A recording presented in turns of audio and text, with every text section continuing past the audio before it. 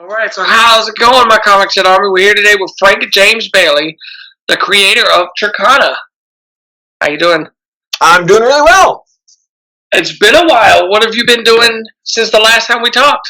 Well, I have up to 6 comics now, and I'm currently doing a Kickstarter for comic number 7. And the comic number 7, it is colored, it's lettered, it's all set. I have all the pages. I just don't have the money to print it off. So that's what I'm doing the Kickstarter for.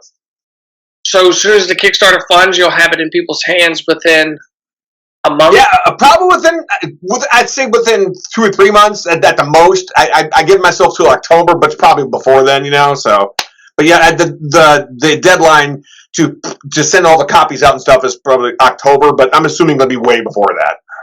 So, have you made it into comic shops yet? A few comic shops, yeah. There's one in Lima, one in Dayton, one in Florida. I'm trying to get into more comic shops, but not a whole lot yet. But I'm trying to get to more of them, yeah. Okay. And people can still get the comics as I go to Comic Cons and stuff, and they also get it through the website, which is, of course, just Tercona.com too. So, are you traveling now for Comic Cons? Like, are you leaving your state? A few of them, not a whole lot, but the ones I go to that I really like to go to are the Cleveland. That's called Fan Expo Cleveland. I love that one. I was there just a few weeks ago. That was one of my best shows yet. Probably because I added another book that had nothing to do with comics, but I'll get to that in a little bit. But the next show I'm going to is Free Comic Book Day, but the thing is, they're not associated with Free Comic Book Day. They're just having a little. It's called DEFCON 8. It's at a mall, and then later on in the summer, I'm going to Gem City Comic Con, which is in Dayton. I got a couple other shows lined up too, like the Cincinnati Comic Expo. So I'm trying to do shows that I know are profitable, or at least I know will have a lot of crowd and will have a lot of foot traffic. Because that's what I really want. Even I test out. Going to cons, I was like, well, okay, I'll try yours. It's like, $50 here or something just to see what it's like. And if it doesn't really have a crowd there, I'm probably not going to go back. This makes sense, right? Right. You want something with traffic to sell things. So, without saying any names, is there comic conventions that you will not be returning to in the future? Yeah, there was one. I'm not going to say the name, but there was one in Akron about, I think 2017. It was a 3-day con, and I think the table was like $50 for 3. I was like, oh, fantastic! $50 for 3 days, that's cool. Yak was not that far from me. It was really, really slow. It was the first time they did all the advertising for it. It was Memorial Day weekend too. So I mean, yeah. And then another one was a pretty popular con, but it was in Columbus, Ohio last year. Memorial Day weekend. And again, it was kind of slow. So, but luckily, Columbus isn't that far from me, so I drove back and forth. I didn't get a hotel or nothing. What state are you in? I'm in Ohio. Okay. I told you I'm from Lima, Ohio, but I've told you the exact place I live. You're like, where the heck is that? I'm in Lima. People know where Lima is, especially with the show that was on a few years back. What is Tercona number 7 about? Tercona number 7 is called You Can't Save Everyone. And Tercona number 7 is basically there is a fire at a building, at a house. Well, the kids, all the friends, they're actually coming out of school, and they're like, well, hey, well, what kind of class did what'd you get in this particular class? They, oh, there's a fire truck going by. So they want to help the people, So it just so happens that the fire is in Brittany Garcia's uncle's house. So the whole point of this, and I've always wanted to try and, hey, she's a superhero, and even though she looks like a 15-year-old girl and she's actually 150, she's still kind of beginning at this, and she's trying to save as many people as she can. She's being the superhero that she can be, but she goes in there and she saves this firefighter because he's kind of down and out and stuff. So she saves him, goes back in, to save somebody. She finds this little girl. So she saves Brittany's niece, which is Theodora, brings her out. Just as she's bringing her out, there's the dad is kind of like underneath some things.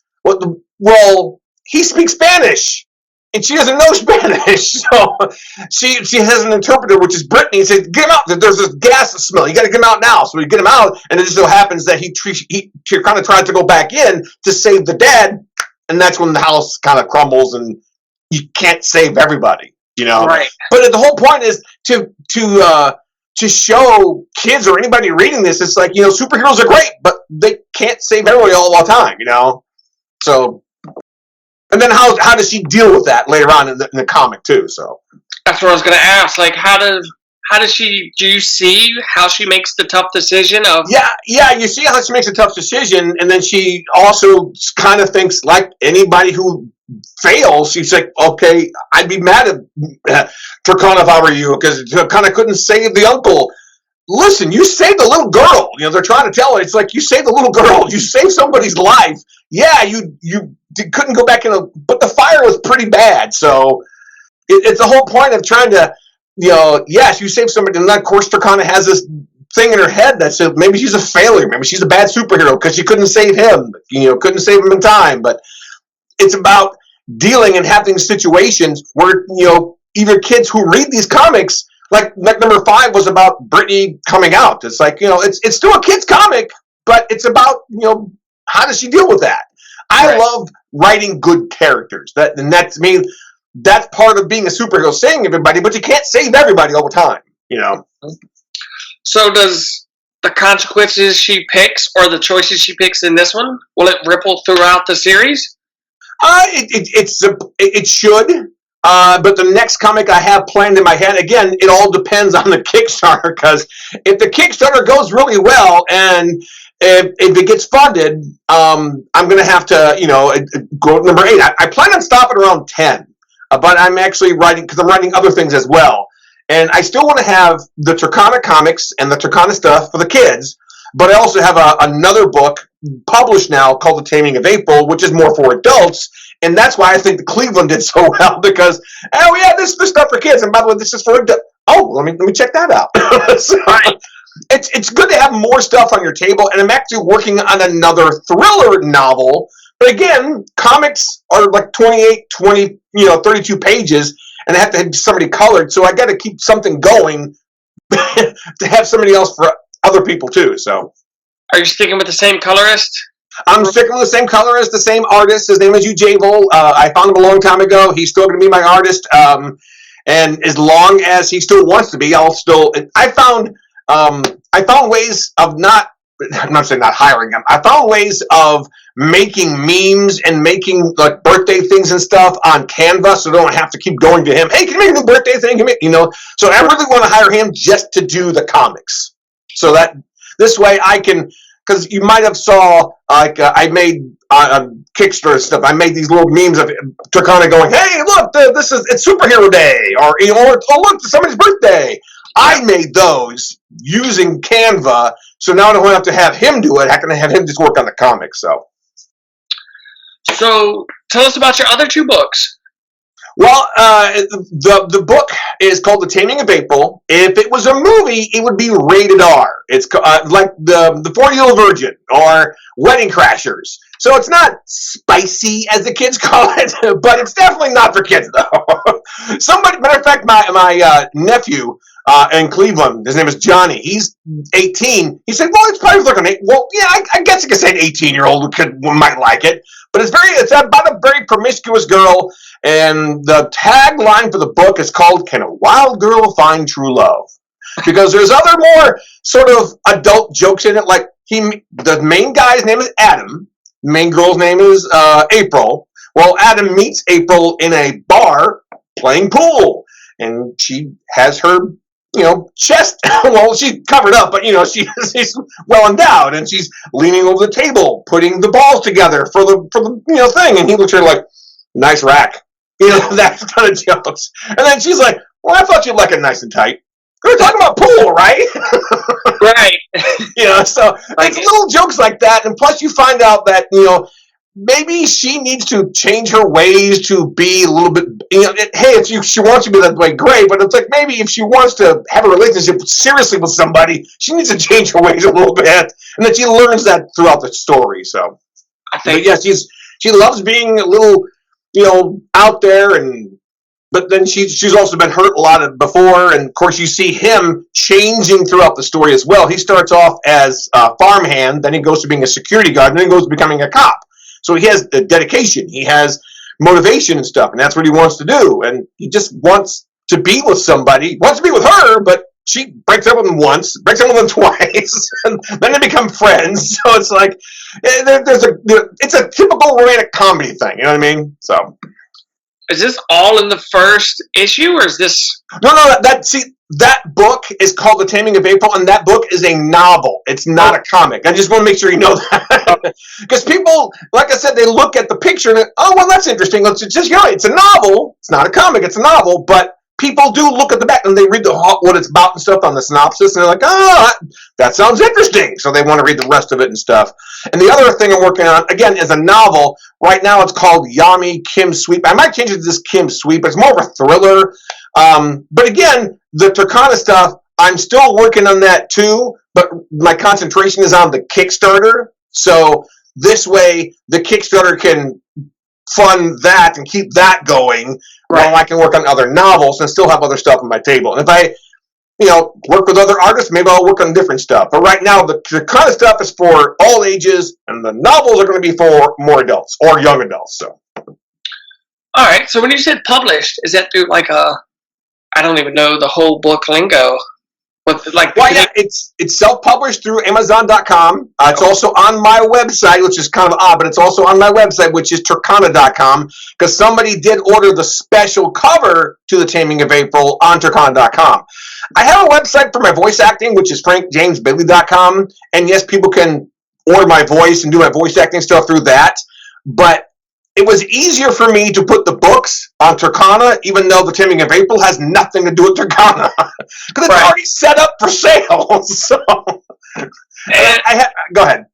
And you can pivot your Tercona fans over to something a little different, Well, I have noticed 2 people so far who love Tercona have, again, it's just 2, but 2 people who have loved Tercona throughout the years have grown up and like, well, what is this other book you're writing? So they actually read the other book and they really liked it. So even though they still love Tercona, they like that too, because I started this Tercona thing back in 2015. So it's like 7 or 8 years now. And some people who are just now getting it, which is great, but then some people who've been with her since the beginning are probably a little older and they're old enough to read the book now, the other thing that I'm writing. That's when I first moved here to Florida, was 2015. Mm-hmm. Wow. Yeah. So do you have a catch-up tier for all 7?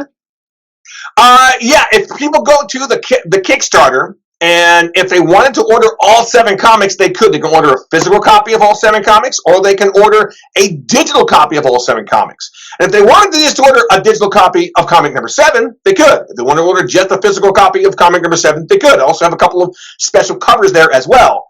So there's different tiers, different backings you can do on the Kickstarter, which, if that's what you were talking about. But yeah, if you wanted to catch up on all of them, you could do that on the Kickstarter. So what advice would you give to people since, what is this? So it's your 7th, right? 7th comic. That is comic number 7, correct. Did you kickstart all 7? No. I actually kickstarted. Let me tell you my history of Kickstarter. You're going to like this. I tried Kickstarter for the first time back in 2020 when the pandemic hit, okay? And back then, I tried a Kickstarter for comic number 3, and it didn't go out too well. I wanted like 2,000. I got like 150. It was pathetic. But I think I may have figured out why, but I'm not sure. Anyway, a couple years later, last year actually, I tried a Kickstarter for The Taming of April. So I bought a special cover from this one artist. I bought some special pictures. I also had a normal cover. And that got up, I wanted like 1,000, but it got up to like maybe 400, and that was it. So I didn't know. The whole thing is, I've had 2 failed Kickstarters so far. That's why I'm really hoping this next one works. And I only need around 500 to get the money to get it printed. But it would be great to go over that. It would be great to actually, do some of the stretch goals as well. So that would be more fantastic if I could do that.